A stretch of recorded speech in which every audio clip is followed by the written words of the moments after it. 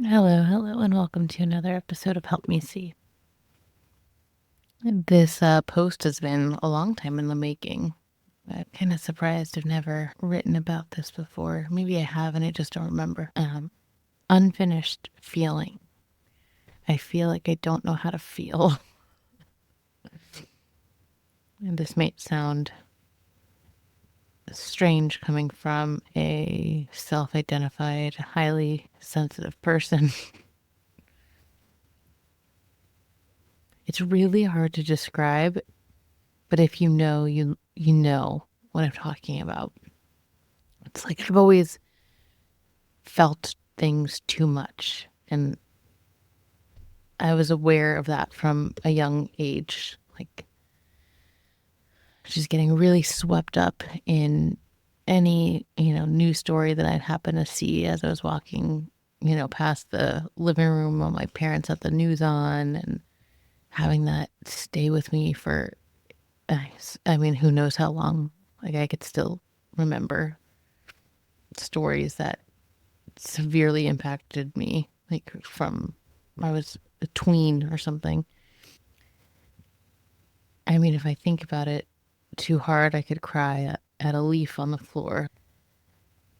I definitely feel things, but then there's this weird sensation that's like, I feel like I don't feel enough at the same time.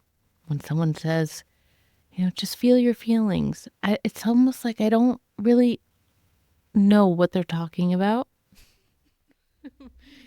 or at least I don't resonate with that wording, and I don't know why.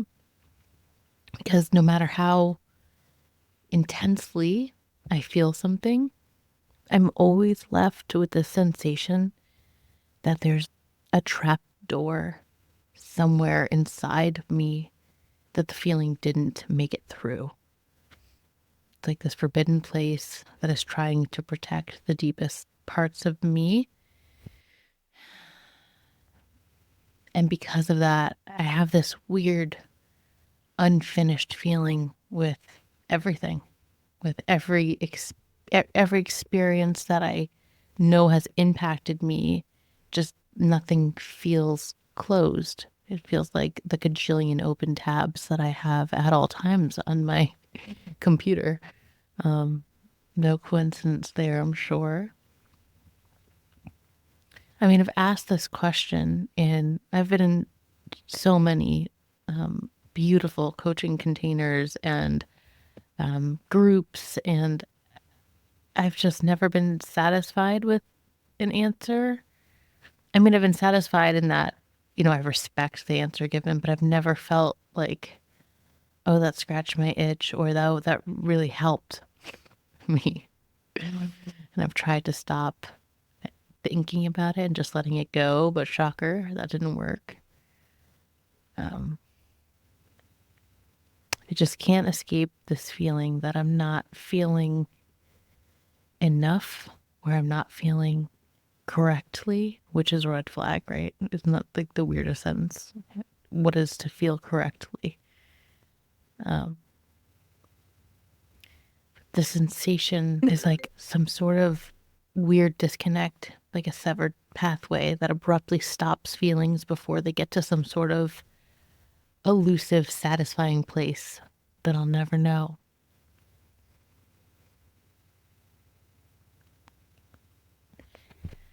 And the thing is, I mean, I feel like most of us have heard the stat. Takes around 90 seconds of the initial surge of a feeling or an emotion for the body's chemical response to occur. However, it says how long you experience a feeling can be influenced by your thoughts and how you choose to process. The 90-second window is the most intense part of the emotion. And then if you continue to dwell on, on a triggering thought or experience after the initial 90 seconds, you can prolong that feeling. Shocking. Okay, so dwelling. Am I dwelling? Apparently, you can choose to set aside your thinking and just let it go. Did you know that? That's what it says. Feelings are meant to share their message and then leave the body. Usually this happens in 90 seconds, according to Harvard-trained brain scientist Dr. Jill Bolt Taylor. Anything beyond that may be you reactivating it with your thoughts. So once the emotion has served its purpose, you can choose to set it aside and let it go. Okay, so maybe I'm dwelling, but I swear it feels more than cognitive overthinking. I swear it feels internal. It doesn't feel like it's just my head. It feels like a problem with feeling. You know, I caught myself saying it just never feels complete.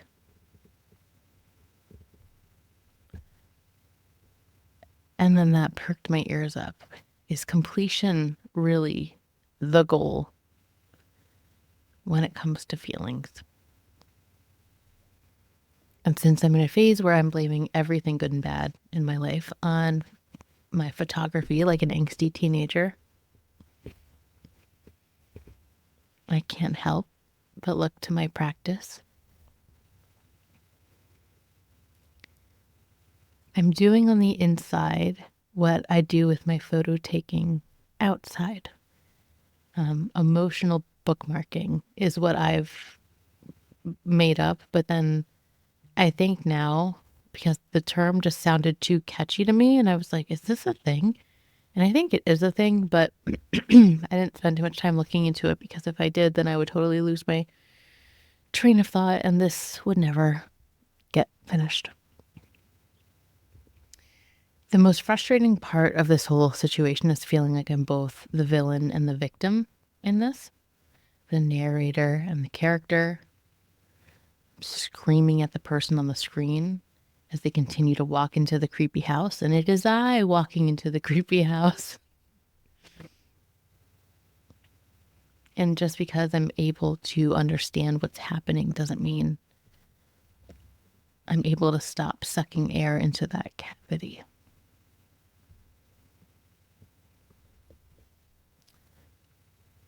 So it's like I have a high degree of awareness around what's going on and what might be contributing, but not high enough to know how to fucking stop and get out of this pattern, to slow this inertia. My background in neurolinguistic programming has been a really vital part in piecing this together. But at the end of the day, I'm still inside the bottle. It's hard to read yourself when you are the bottle and you're inside the bottle. So recently I met this beautiful human. Her name is Sylvia Bella, and she is a human design expert. And I met her in a creative women's retreat, and we are going to start working together. Actually, tomorrow is our first meeting in a human design mentorship. And P.S., I have a special collaborative post coming up. It'll be the next one. Talking all about human design and its capacity to heal. And if you want to hear that episode or get it delivered to your inbox through Substack, go to the show notes and hit subscribe so you can get that. I'm really excited to share her message and her expertise, because human design has been a really eye-opening portal to a deeper level of self-acceptance for me. That, and of late, diving a little bit into something called the Gene Keys, has been super powerful.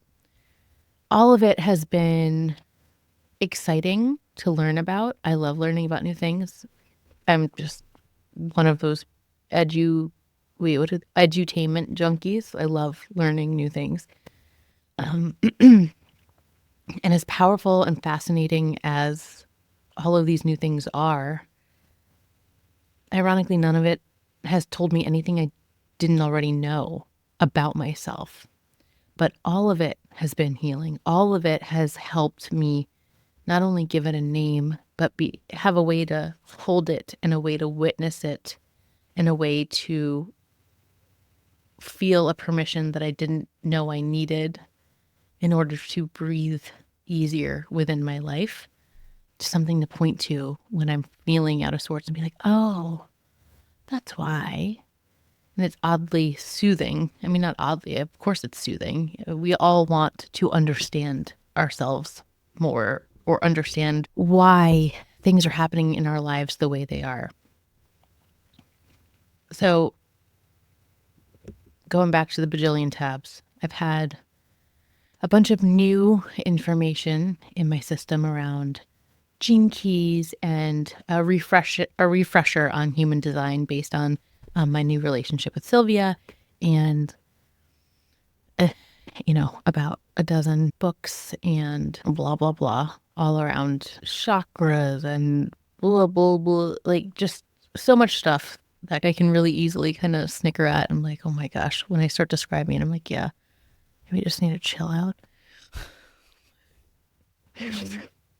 I just wanted to answer a question, a very specific question. But I wanted this question answered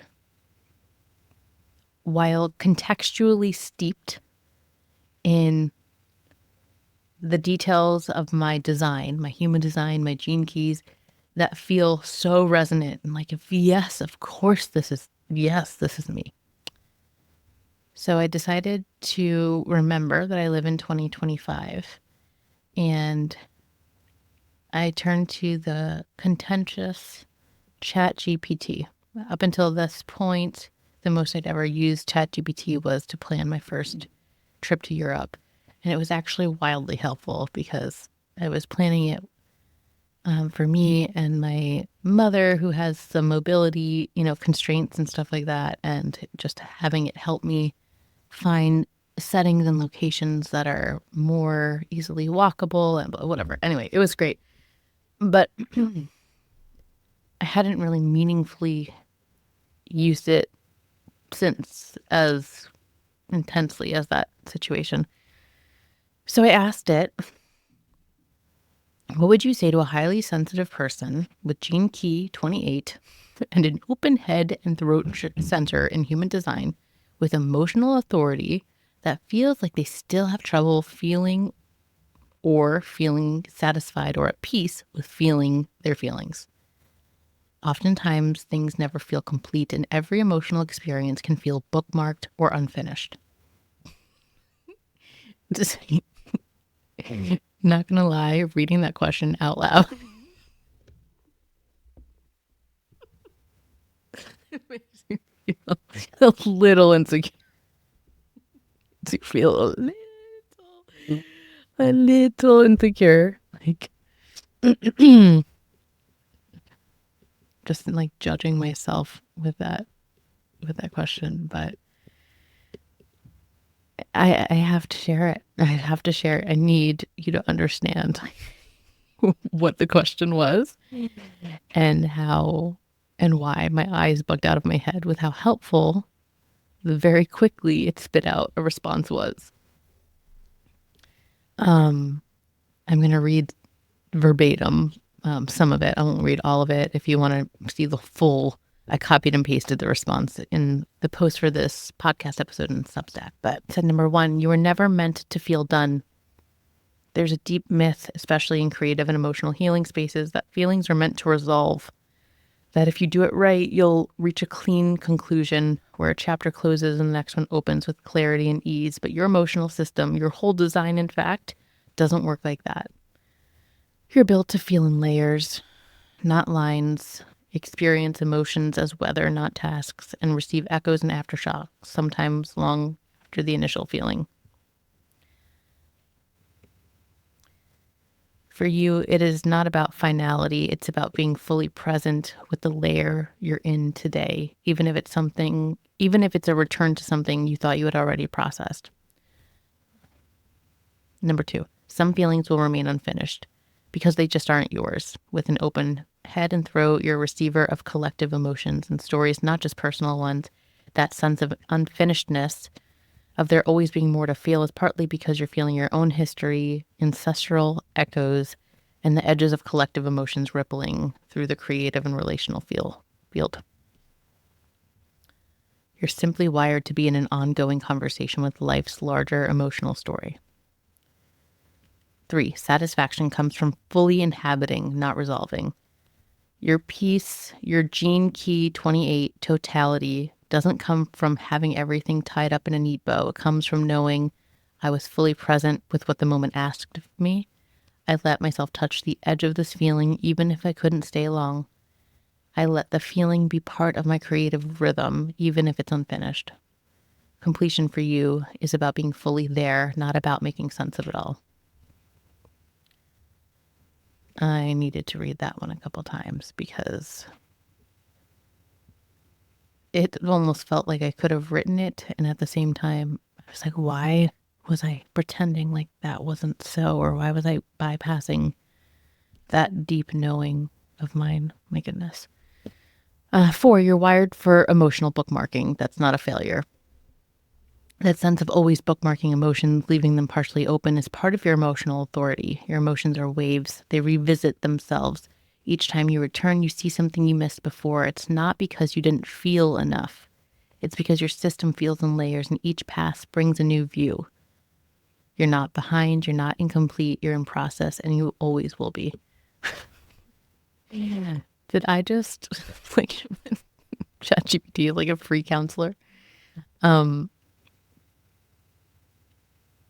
Yeah, I'll just finish reading this last one before I recap. Feelings don't need to make sense to belong. Some feelings will never connect to a clear story. Some will never be fully explainable. They still deserve space in your body, your art, your life. The part of you that wants to understand every feeling before you let it move through you. That's your open head center, searching for certainty where none is needed. So, ChatGPT, that was both brilliant and duh at the same time. Of course, we feel in layers. Of course, we feel echoes of the collective. Of course, deep presence is the most satisfying thing you could ever experience. Of course, we're always in process. And of course, feelings don't need to make sense to belong. I just didn't realize that I've been focusing so much on how my natural way of processing and the feelings that come with it must be the barrier to feeling peace and contentment and a general sense of completeness. Meanwhile, the way to peace and contentment is to stop vilifying the most natural and enduring parts of me. Like, this thorn has been in my side for decades. Well, maybe it's not fucking meant to go anywhere. Maybe your quote unquote problem is the exact gift.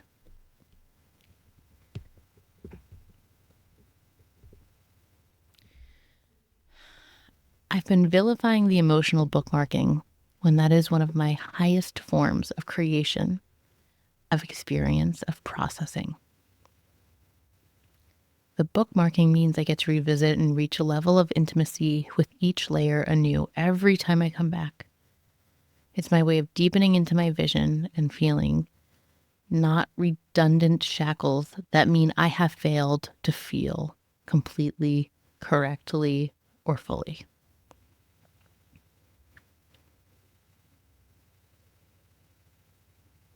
I feel that you can go to all of your struggle, all of your pain points, all of your dissatisfactions, and find a way to pull that thread up and up and up and up into a lighter expression, a more powerful expression of it. My aching means I'm alive and I feel. My restlessness means I have surging energy to experience life. My desire for totality is a life force hunger. I want all of it. My fear around mortality is the reason for the magnitude and reverence for the now, each and every now. My sometimes insufferable tendency to bring everything back to being everything and nothing at the same time shows me that I have the capacity to see and be with and hold both extremes at once.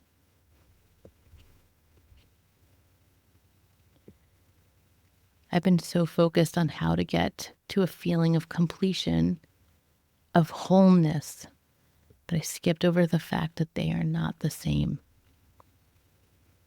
And I don't even want completion. I don't want to be finished with something. I don't want to be finished with anything, ever.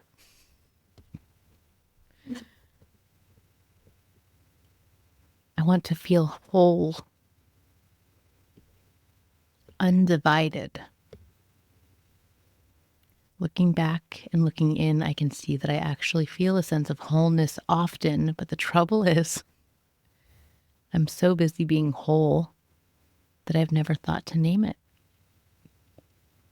And perhaps that means I'm doing it right. This feeling of rest and ease and peace, it visits me often, even though it feels like never. And it is in the moments where we blissfully stop questioning ourselves.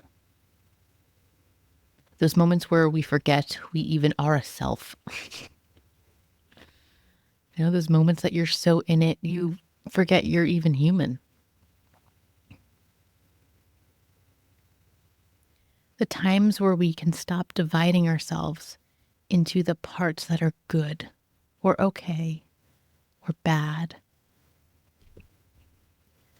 Rest and ease and peace and wholeness is only possible when we can embrace ourselves fully, when we become unconditional with all of who we are. That's when everything softens. That's when everything reveals itself. And only when we trust our ability to tolerate and even embrace the parts of us that we struggle with are we able to see that they are the gift. And only after that genuine recognition occurs might those parts transform into a different expression and a different perspective. So completion was never the point of that unfinished feeling. Resolution was never the point.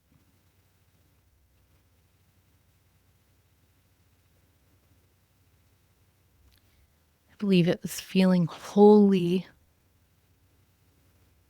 undivided in process,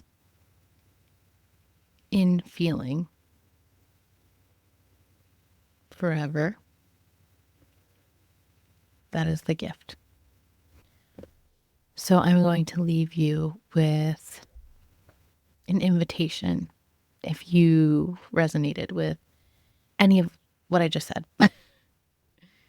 What are you grateful will never be complete or resolved? What are you like, oh, thank goodness this will never be finished? What is that? Number 2, what process would you like to sit inside forever? What process